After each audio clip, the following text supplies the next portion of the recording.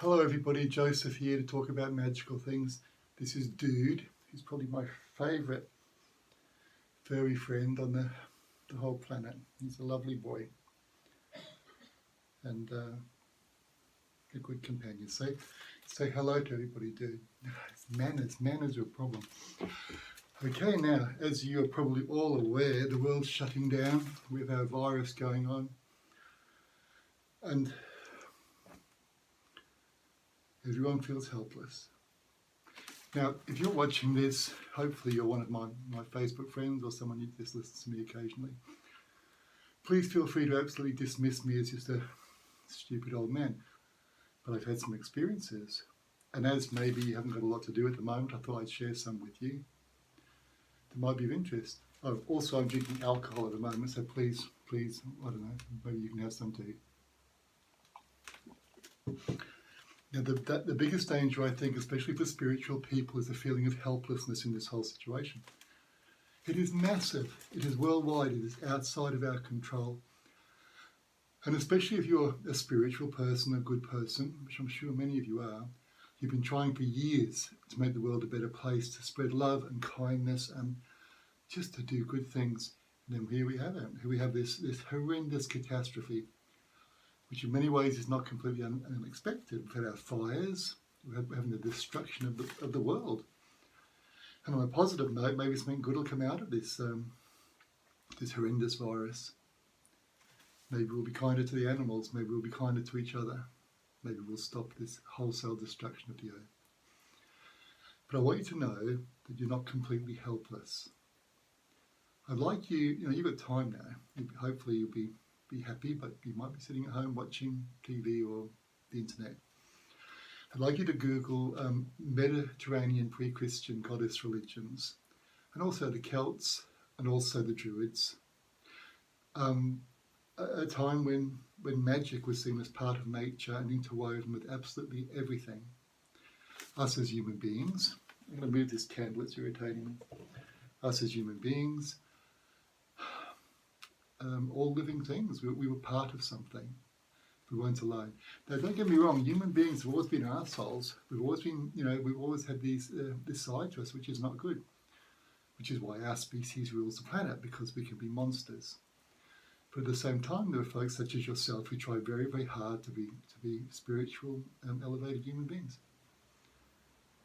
The world we live in at the moment isn't very kind to folk like you. We live in a horrendously brutal system that is completely materialistic and cares for nothing except profit at the destruction of the world. So like I said, maybe something good will come of it. Now, if you look through all of the older cultures, the shamanic cultures, there's magic. There's a sense of magic. And what magic is, or seems to be in my experience, is the interconnectedness of things. It's the interconnectedness of things. I'm going to blow this candle out. It's giving me the shits. Say goodbye, candle. The interconnectedness of things. Now, when the Romans destroyed the Druids at Anglesey, I think it was, the Druids were on the other side of the river. Here we had the Romans, an incredibly brutal war machine, very efficient, very savage. And the Druids were on the other side of the river, and the Romans had to assault them. And the Romans were very, very short people, 5 foot tall, the average one.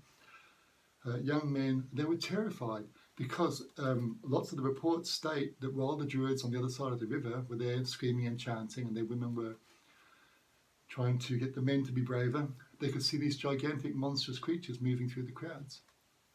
But the Romans, being the Romans, they didn't let this stop them, and they slaughtered the Druids. And basically that was the end of, the beginning of the end of Druidism in England and big parts of Europe.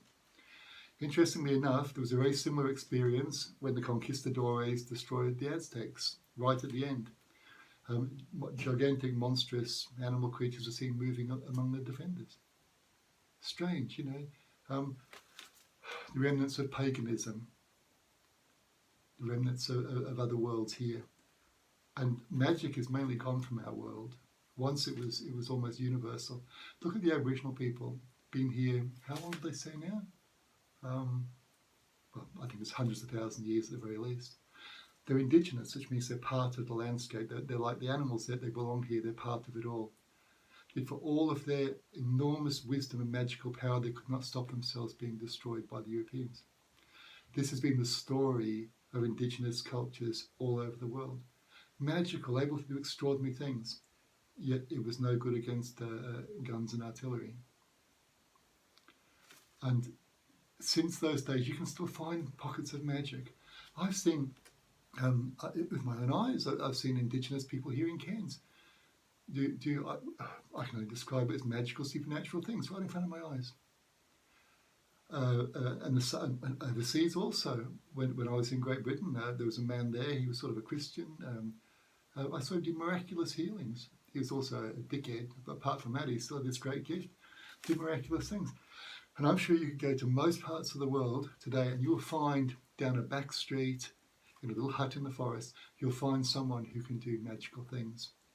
But these are tiny drops of light scattered across the world in great spiritual darkness.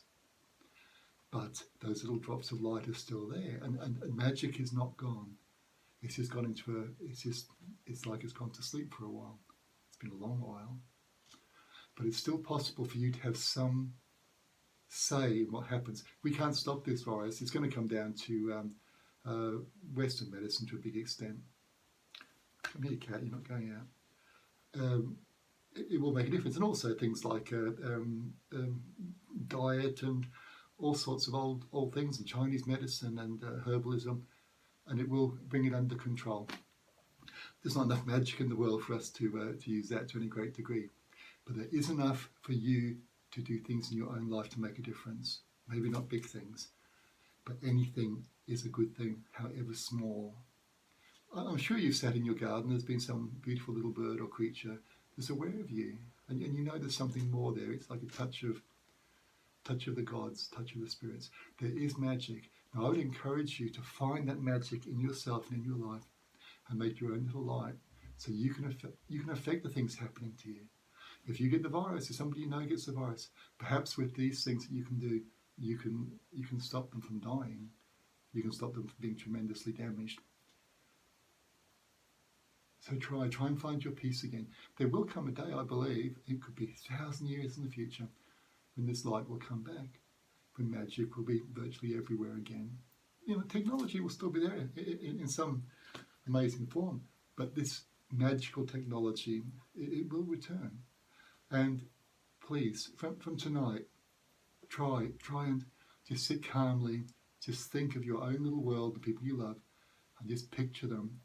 Just picture them being a little bit better, a little bit safer. There are worlds behind our world, there are mysteries. And you, don't be afraid. Just try and calm the fuck down and concentrate on what you can do in yourself, because you can do something. It'll take a while to awaken that within yourself and to get that power slowly growing. It's like planting something. You can do this. Now, I wish you all the best, my friends. I'm going to go and cuddle my cat and watch something about Afghanistan on TV. I'm going to get drunk. Bless you all, and good